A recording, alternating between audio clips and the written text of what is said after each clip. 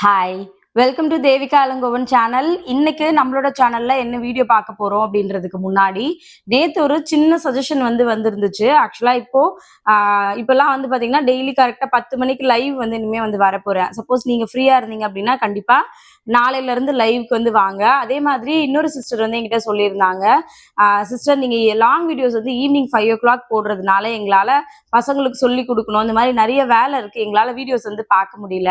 நீங்க ஒரு 11 o'clock upload பண்ணீங்க அப்படின்னா எனக்கு ரொம்ப ஈஸியா இருக்கும். ஏன்னா எல்லாருமே ஸ்கூலுக்கு போயிடுவாங்க, எங்களுக்கான டைம் இருக்கும். அப்போ உங்களோட வீடியோஸ் பார்க்கறதுக்கு கொஞ்சம் ஈஸியா இருக்கும் அப்படின்னு சொல்லியிருந்தாங்க. நான் இன்னைக்கு இந்த வீடியோவை முடிஞ்சதுன்னா இன்னைக்கு 11 o'clock நான் அப்லோட் பண்றேன். உங்களுக்கு இது கம்ஃபர்டபுளா இருக்கா இல்லையா அப்படின்றத கண்டிப்பா சொல்லுங்க. ஏன்னா நிறைய பேர் நம்மளோட லாங் வீடியோஸ் அப்படின்னாலே 5 o'clock தான் வரும் அப்படின்ற மாதிரி ஒரு மைண்ட் செட்ல இருப்பாங்க. அவங்க சொல்றது உண்மைதான் இல்ல. ஏன்னா இப்போ பசங்க எல்லாம் ஸ்கூலுக்கு போயிட்டாங்க அப்படின்னா உங்களுக்கான டைம் கிடைக்கும். பட் இன்னும் சில பேர் சொல்றது, நாங்க வேலை முடிச்சுட்டு வரும்போது ஈவினிங்ல ட்ரெயின்ல கேட்டு வரோம், பஸ்ல வரும்போது கேட்டுட்டு வருவோம், சமைக்கும் போது வச்சுட்டு கேட்போம், அப்படி எல்லாம் சொல்றாங்க. அதனால எனக்கே ரொம்ப கன்ஃபியூஷனா இருக்கு, இது எந்த டைமிங்ல வீடியோஸ் அப்லோட் பண்றது அப்படின்னு சொல்லிட்டு. உங்களுக்கு ஏதாவது ஐடியா இருந்துச்சு, அக்கா இல்ல இதுவே கம்ஃபர்டபுளா இருக்கு அப்படின்னாலும் சொல்லுங்க. இல்ல அப்படின்னா 11 o'clock இன்னைக்கு முடிஞ்சதுன்னா நான் 11 o'clock அப்லோட் பண்றேன். சப்போஸ் இல்லைன்னா as usual 5 o'clock நான் அப்லோட் பண்றேன்.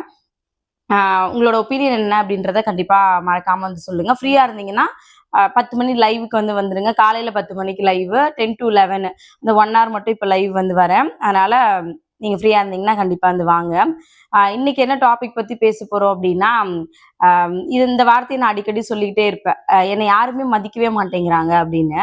கண்டிப்பா நீங்களும் அந்த மாதிரி உங்களோட லைஃப்ல யோசிச்சிருந்தீங்க அப்படின்னா மறக்காம கமெண்ட்ல சொல்லுங்க. நான் முன்னாடிலாம் சொல்லுவேன், என்கிட்ட காசு இல்லை அதனால என்னை யாரும் மதிக்கவே மாட்டேங்கிறாங்க அப்படின்னு எனக்குள்ளே ஒரு மாதிரியான விஷயங்கள் ஓடிட்டே இருக்கும். ஆனா கொஞ்ச நாளுக்கு அப்புறம் தான் எனக்கு புரிய ஆரம்பிச்சுது, முதல்ல நான் என்னை மாத்திக்கணும், என்னை மாத்திக்கிட்டா மட்டும்தான் என்ன எல்லாரும் மதிப்பாங்க அப்படின்னு சொல்லிட்டு. ஏன் நம்மளையே மத்தவங்க மதிக்கணும், நம்மள முதல்ல நம்ம மதிக்கணும் அப்படின்றதெல்லாம் ஒரு பக்கம் இருந்தாலுமே நம்மள முதல்ல நம்ம தான் மதிக்கணும், அது எல்லாமே சரிதான். ஆனா ஒரு இடத்துல ஒரு 10 பேர் இருக்காங்க அப்படின்னும் போது நம்ம அந்த இடத்துல கண்டிப்பா தனியா தெரியணும் அப்படின்றத நான் எப்பவுமே யோசிப்பேன். கண்டிப்பா நமக்கு அந்த மரியாதைன்றது தேவையில்ல. நம்ம எல்லாருமே சம்பாதிக்கிறோம், எல்லா விஷயங்களும் பண்றோம், அது எல்லாத்தையும் தாண்டி நமக்கான மரியாதை ஒரு இடத்துல ஒரு பொது இடத்துல கிடைக்கணும் அப்படின்றது எல்லாரோட நார்மலான ஒரு ஆசை தான். ஃபர்ஸ்ட் அதுக்கு நம்ம என்ன பண்ணணும் அப்படின்றத பத்தி நான் சொல்றேன். நான் என்னோட லைஃப்ல என்ன மாதிரியான விஷயங்கள்லாம் சேஞ்ச் பண்ணியிருக்கேன்னு சொல்றேன். மேபி உங்களுக்கும் என்ன மாதிரி அந்த தாட் இருந்துச்சு அப்படின்னா, என்னை யாருமே மதிக்கல, ஏன்னா அது ரொம்ப வலியான ஒரு விஷயம், நான் நிறைய அதை அனுபவிச்சிருக்கேன். என்னை யாருமே மதிக்கல, என்னை யாருமே மதிக்கலன்னு நமக்குள்ளேயே நம்ம அதை சொல்லி சொல்லி இன்னும் ரொம்ப டிப்ரெஷன் ஆகி நம்மளால எந்த வேலையும் செய்ய முடியாது. நான் நிறைய நாள் இதுக்காக அழுதெல்லாம் இருக்கேன். பட் இப்ப நினைக்கும் போது ஓ நம்ம அப்படி இருந்திருக்குமோ அப்படின்னு. அதனால மேபி என்ன மாதிரி யாராவது இருந்தீங்க அப்படின்னா கண்டிப்பா இந்த விஷயங்கள்லாம் ஃபாலோ பண்ணீங்க அப்படின்னா மேபி அந்த மாதிரி யோசனைகள் உங்களுக்கு வராது. நான் சொல்ற விஷயம் சரின்னு தோணுச்சுன்னா மட்டும் பண்ணுங்க. நான் சொல்றது எல்லாமே சரியா இருக்கணும்னு அவசியம் கிடையாது. உங்களுக்கு எந்த விஷயம் பிடிக்குதோ அதை எடுத்துக்கோங்க. நான் சொன்ன விஷயங்கள்ல ஆமாக்கா நானும் இவ்வளவு நாள் அப்படிதான் யோசிச்சுட்டு இருந்தேன், பட் இந்த விஷயங்கள்லாம் நான் மாத்திக்கலாம் இருக்கேன் அப்படின்னா எனக்கு அதை மறக்காம கமெண்ட்ல சொல்லுங்க. அதே மாதிரி உங்களுக்கு பிடிச்ச யாராவது இருந்தாங்க அப்படின்னா கண்டிப்பா அவங்களுக்கும் இந்த வீடியோவை ஷேர் பண்ணுங்க. இந்த வீடியோ யூஸ்ஃபுல்லா இருக்கும் அப்படின்னு தோணுச்சுன்னா மட்டும் இதை கண்டிப்பா ஷேர் பண்ணுங்க. அதே மாதிரி நிறைய பேர் நம்மளோட சேனலை சப்ஸ்கிரைப் பண்ணாம பாக்குறீங்க, ப்ளீஸ் சப்ஸ்கிரைப் பண்ணல அப்படின்னா சப்ஸ்கிரைப் மட்டும் பண்ணி வச்சுக்கோங்க. ஃபர்ஸ்ட் விஷயமா நான் பாக்குறது என்ன அப்படின்னா, நான் என்னை ரொம்ப ஹெல்த்தியா வச்சுக்கணும் அப்படின்னு சொல்லி முடிவு பண்ணேன். நான் என்னை ரொம்ப ஃபிட்டா வச்சுக்கணும் அப்படின்றத தாண்டி நான் ரொம்ப என்னை ஹெல்த்தியா வச்சுக்கணும் அப்படின்னு சொல்லி முடிவு பண்ணேன். ஏன் அப்படின்னா ரெண்டு விஷயங்கள். ஒன்று நான் ஷெதனோட டெலிவரிக்கு முன்னாடியும் டெலிவரிக்கு அப்புறமுமே பாத்தீங்கன்னா நான் நிறைய சேஞ்சஸ் ஃபேஸ் பண்ணேன்.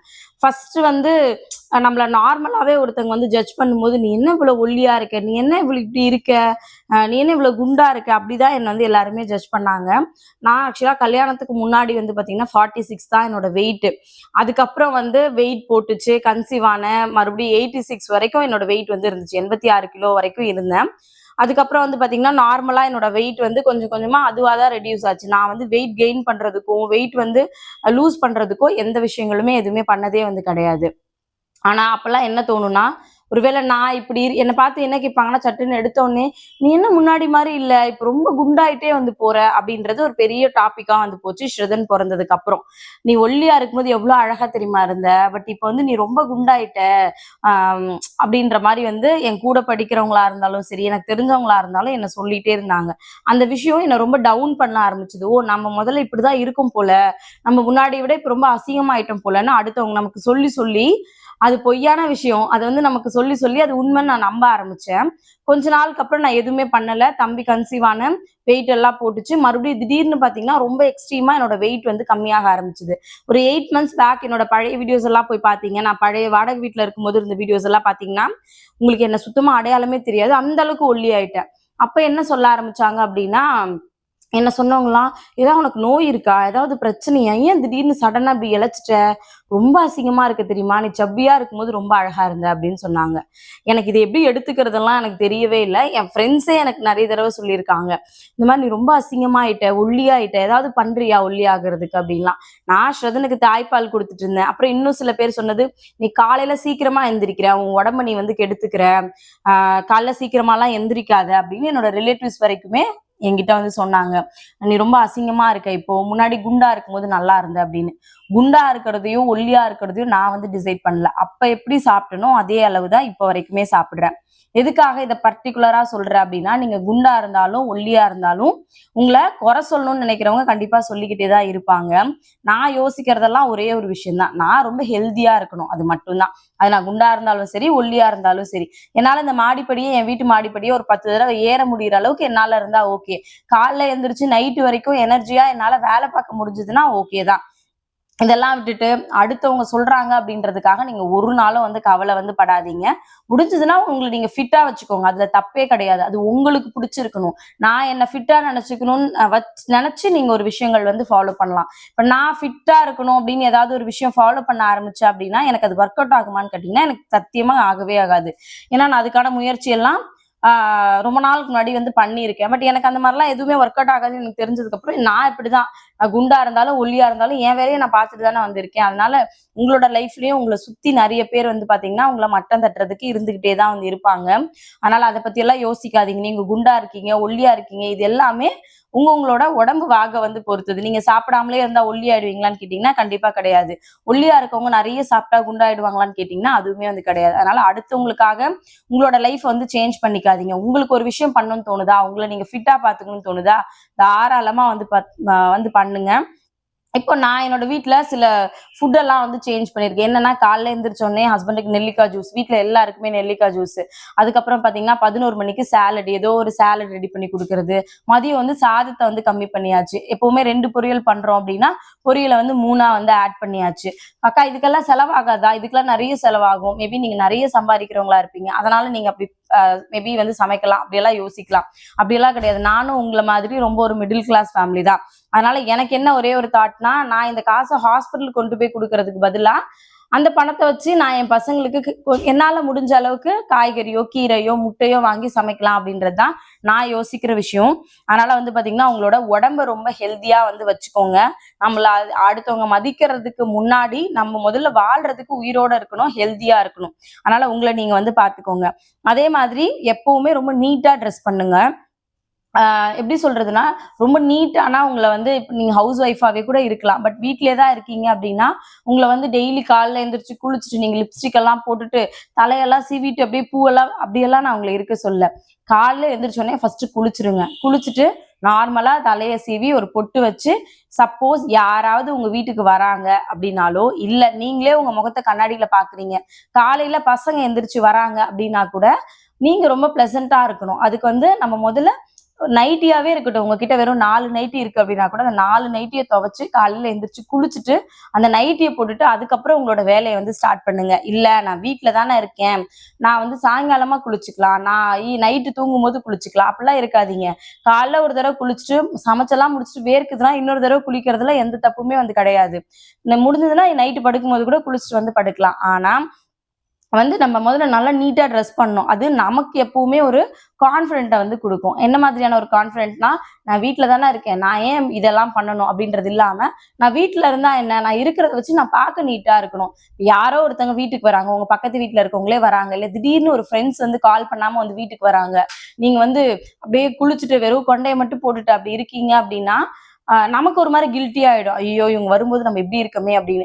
நீங்க கேஷுவலா காலைல ஒரு 6 மணிக்கு எந்திரிக்கிறீங்களா? குளிக்கிறதுக்கு இன்னொரு 10 நிமிஷம் ஆகுமா? குளிச்சுட்டு, அதுக்கப்புறம் நீங்க ஒரு தலைய மட்டும் சீவி ஒரு பொட்டு வைக்கிறதுக்கு எவ்வளோ நேரம் ஆகும்? அதிகபட்சம் ஒரு 15 நிமிஷத்துலருந்து 20 நிமிஷம் ஆகுமா? உங்க நாள் ஃபுல்லா உழைக்கிறீங்க. உங்களுக்காக ஒரு 20 நிமிஷம் நீங்க எடுத்துக்க மாட்டீங்களா? அத பண்ணிட்டு அதுக்கப்புறம் கிச்சன்ல போய் சமைங்க. காலைல உங்க பசங்களே வராங்க அப்படின்னா கூட, "ஏய் அம்மா இன்னைக்கு பார்க்கறதுக்கு அழகா இருக்காங்க" அப்படின்னு ஆப்வியஸா வந்து நெனைப்பாங்க. முதல்ல நம்ம நீட்டா இருக்கணும். அது நம்மள அடுத்தவங்க மதிக்கிறதுக்கு ஒரு பெரிய காரணமா வந்து இருக்கும். யாராவது உங்க ஃப்ரெண்ட்ஸ், ரிலேட்டிவ்ஸ் யார் வந்தாலும் அவங்க முன்னாடி நம்ம ஒரு கான்ஃபிடென்ட்டா வந்து ஃபீல் பண்ணுவோம். நம்ம வீட்லயே இருந்தாலும், நம்ம பழைய ட்ரெஸ்ஸே போட்டுட்டு இருந்தாலும், நம்ம குளிச்சுட்டு நீட்டா இருக்கும்போது நமக்கு ஒரு கான்ஃபிடன்ஸ் லெவல் வந்து இருக்கும். இது அடுத்தவங்க நம்மள மதிக்கிறதுக்கு கண்டிப்பா நெறைய விதத்துல ஹெல்ப்ஃபுல்லா வந்து இருக்கும். அதே மாதிரி நம்ம எல்லாருக்கும் ரொம்ப ஈஸியானவங்களா இருக்கணும். இவங்க கிட்ட ஃபோன் பண்ணா நம்ம வந்து பேசலாம். இல்லன்னா இவங்க கிட்ட எது கேட்டாலும் ஈஸியா வந்து ரெஸ்பான்ஸ் பண்ணுவாங்க. எப்படி சொல்றதுன்னா, ரொம்ப ஆட்டிட்யூட்லாம் இல்லாம நீங்க நார்மலா இருந்தீங்க அப்படின்னாலே கண்டிப்பா அ அடுத்தவங்க கிட்ட உங்களோட மரியாதை வந்து கண்டிப்பா வந்து கிடைக்கும் அப்படிதான் நான் வந்து சொல்வேன். அதுக்காக அன்பா இருக்கணும் அப்படின்னா, அவங்க அவங்க ஏதாவது ஒண்ணு பண்றாங்க, நீங்க அத வாங்கிட்டே இருங்கலாம் சொல்ல மாட்டேன். பட் நம்ம எப்பவுமே சிடுசிடுன்னு இல்லாம, எப்பவுமே வந்து யார் எது கேட்டாலும் எனக்கு இல்ல, ஆமா அப்படின்னு ரொம்ப ரூடா பதில் சொல்லிக்கிட்டு, ஐயய்யோ! அவளா? அவ எப்பவுமே அப்படிதான் இருப்பா அப்படின்னு சொல்ற மாதிரி இல்லாம, அந்த பொண்ணா? அந்த பொண்ணு வந்து நல்ல பொண்ணு அப்படின்னு சொல்ற மாதிரி ஆ இருங்கன்றதா சொல்லுவேன். பட் எல்லாரும் சொல்லுவாங்களா? நம்ம ரொம்ப நல்லவங்கன்னு கேட்டீங்கன்னா, கண்டிப்பா கிடையாது. ஆனா, ஆ நம்ம கிட்ட எந்த எதிர்பார்ப்பும் இல்லாம ஏதோ ஒரு சூழ்நிலையில யாராவது ஒருத்தங்கள புதுசா பாக்குறீங்க. ஏதோ ஒரு இடத்துல பாக்குறீங்க அப்படின்னா கூட, நான் அன்னைக்கு ஒருத்தங்கள பார்த்தேன். பட் எனக்கு அவங்க கிட்ட ஃபர்ஸ்ட் டைம் தான் பார்த்தேன். ஆனா ஏதோ ஒரு ரொம்ப பாசிட்டிவா இருந்துச்சு. ஒரு மாரி நல்லா பேசுனாங்க. இப்ப நானே வந்து நெறைய டைம் என் வீட்லலாம் சொல்லுவேன். இன்னைக்கு ஷூட்டிங்ல ஒருத்தங்கள பார்த்தேன். எனக்கு வந்து இன்னைக்கு கம்ஃபர்டபுளா இருந்துச்சு அவங்களோட. அவங்க இருந்ததுனால எனக்கு வந்து பெருசா எதுவும் தெரியல அப்படின்னு சொல்லிட்டு. பட் நான் திரும்ப அவங்கள மீட் பண்ணுவேனான்னு கேட்டீங்கன்னா, கிடையாது. ஆனா நான் ஃபர்ஸ்ட் ஒருத்தங்கள பார்க்கும்போது எனக்கு ஒரு ஒரு ஃபர்ஸ்ட் அ அப்பியரன்ஸா இருக்கட்டும், இல்லன்னா வந்து பாத்தீங்கன்னா, அவங்களோட பேசுற விதமா இருக்கட்டும், எல்லாமே நம்மள வந்து அட்ராக்ட் பண்ணுதுல்ல. ஓகே, இவங்க நல்லவங்கன்னு ஒரு டிசைட் பண்ண வைக்குதுல்ல. ஒரு 3வது மனுஷங்க அவங்க யாருன்னே நமக்கு தெரியாது. ஆனா பார்க்கும்போது அவங்க நல்லா கம்ஃபர்ட்டா இருந்துச்சு தெரியுமா? அவங்களோட பேசும்போது அப்படின்னு ஒரு ஃபீல் குடுக்க முடியுதுல்ல. அந்த மாதிரி நம்ம எப்பவுமே இருக்கணும். ஏன்னா, நான் வந்து ஷூட்டிங்ல யாரையாவது பார்த்தேன்னா, இங்க வந்து சொல்றேன் அப்படின்னா, மேபி நான் நாளைக்கு இன்னொரு 5 வருஷம் கழிச்சு அவங்கள பார்த்தா கூட அவங்க என் மைண்டுக்குள்ள வந்து இருப்பாங்க. அந்த மாரி ஒரு பெர்சனா எப்பவுமே நீங்க இருந்தீங்க அப்படின்னா, நம்மளோட மரியாதை எல்லா இடத்துலயும் அதிகமா தான் வந்து இருக்கும். அதே மாரி உங்களோட டைமுக்கு வந்து கண்டிப்பா மரியாதை வந்து குடுங்க. உங்களோட டைம வந்து எப்பவுமே வேஸ்ட் பண்ணாதீங்க. எல்லா விஷயத்தையும் பிளான் பண்ணி பண்ணுங்க. இத நான் பண்ண போறேன். இதுக்கு அடுத்தது இந்த விஷயம் பண்ண போறேன். இதுக்கு அடுத்தது இதுதான் பண்ண போறேன்னு பிளான் பண்ணிக்கோங்க. ஏன்னா, நமக்கு கிடைக்கிற டைம் வந்து பார்த்தீங்கன்னா, டக்குன்னு ஓடிருது. இப்பலாம் நாள் வந்து ரொம்ப ஃபாஸ்ட்டா வந்து ஓடிக்கிட்டே வந்து இருக்கு. வீட்லயே உட்காந்துட்டு நம்ம இருக்கோம் அப்படின்ற தாட் உங்களுக்கு இருக்கக்கூடாது அப்படின்னா, ஒரு நாளைக்கு ஒரு வேலை பண்ணுங்க. உங்களால வீட்ல இருந்து சம்பாரிக்க முடியலன்னா பரவால்ல. நீங்க வீட்ட பார்த்துக்கிறது தான் உங்களுக்கு ரொம்ப புடிச்சமான வேலைன்னா பரவால்ல. நேத்து வந்து ஆக்சுவலா ஒரு ரீல் ஒண்ணு வந்து பார்த்திருந்தேன். அதுல ஒரு சிஸ்டர் வந்து சொல்லியிருந்தாங்க.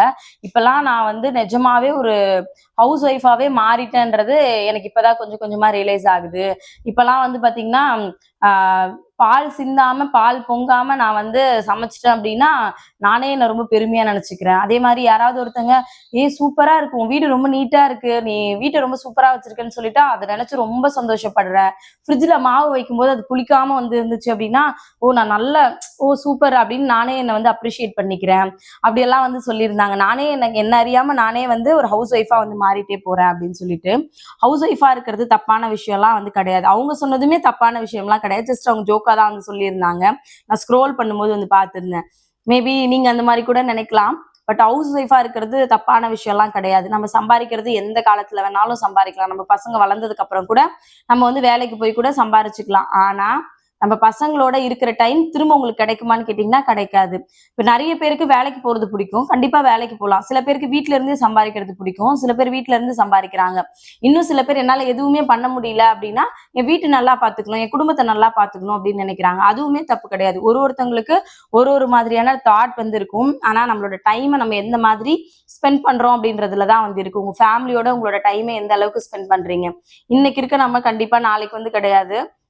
நம்ம காலைல எந்திரிச்சாதான் நம்ம வந்து நிஜம். நாளைக்கு நாள் வந்து இருக்கா இல்லையான்றதெல்லாம் தெரியாது. அதனால உங்களோட ஃபேமிலியோட உங்களோட டைம் வந்து ஸ்பெண்ட் பண்ணுங்க.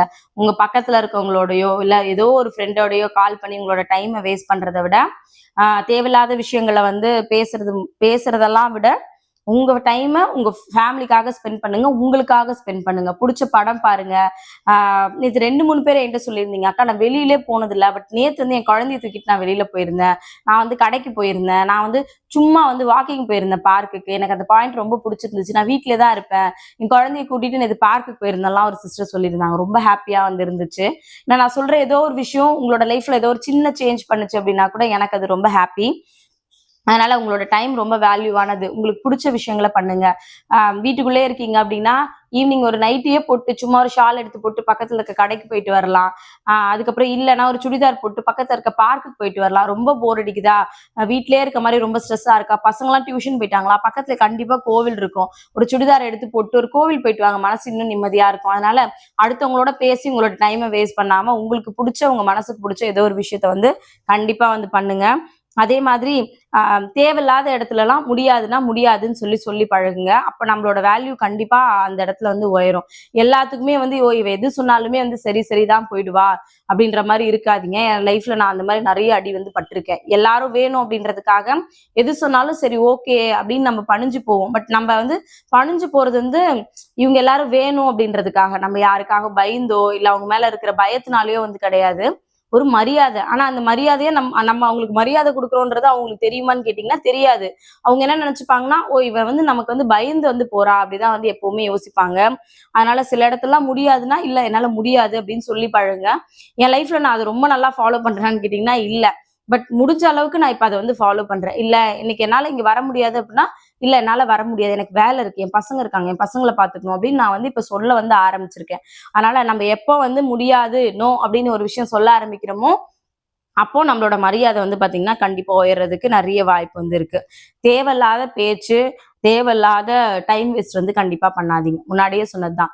யார்கிட்டயும் கால் பண்ணி தேவையில்லாம பேசுறதோ, பக்கத்து வீட்ல போய் உட்கார்ந்து பேசுறதோ, எதிர் வீட்ல உட்கார்ந்து பேசுறதோ, நம்மளோட பழைய ஸ்கூல் ஃப்ரெண்டுக்கோ இல்லன்னா வந்து எல்லார்கிட்டயும் பேசலாம் தப்பு கிடையாது. ஆனா பேசுறதுக்கான டைம் ஒண்ணு இருக்கு. ஒரு 5 நிமிஷத்துக்குள்ள நீங்க வச்சுட்டீங்க அப்படின்னா, தேவையில்லாத ஆர்குமெண்ட்ஸ் வந்து வராது. அடுத்தவங்கள பத்தின கதை உங்களுக்கு வந்து தெரிய வராது. உங்களோட கஷ்டத்தையும் நீங்க ஒரு 1/2 மணி நேரம் பேசும்போது எவ்வளவு நேரம் உங்கள பத்தியே பேசுறீங்க? ஆப்வியஸா அடுத்தவங்கள பத்தி பேசுற மாதிரியான ஒரு சிச்சுவேஷன் வந்து கண்டிப்பா வந்து வரும். அடுத்தவங்கள பத்தி பேசுறதுனால நமக்கு என்ன கிடைக்குது? எதுவுமே கிடைக்க போறது கிடையாது.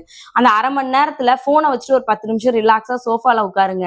ஒரு ஒரு ஏதாவது பிடிச்சத சமைச்சு சாப்பிடுங்க. இல்லையா ஒரு 10 நிமிஷம் ரெஸ்ட் எடுங்க. இந்த மாதிரி ஏதாவது ஒரு விஷயங்கள் வந்து பண்ணலாம்.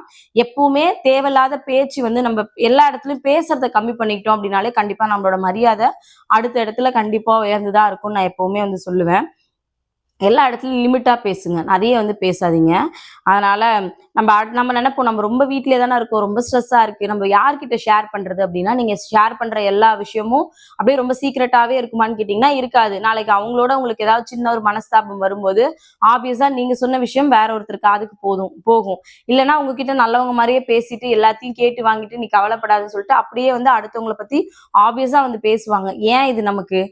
உங்களுக்கு ஏதாவது கஷ்டமா இருந்துச்சுன்னா உங்களுக்குள்ள சொல்லிக்கோங்க. இல்ல உங்களுக்கு உங்க ஹஸ்பண்ட் வந்து யார்ட்டயும் உங்கள பத்தி தப்பா சொல்ல மாட்டாருன்னா, உங்க ஹஸ்பண்ட் கிட்ட சொல்லுங்க.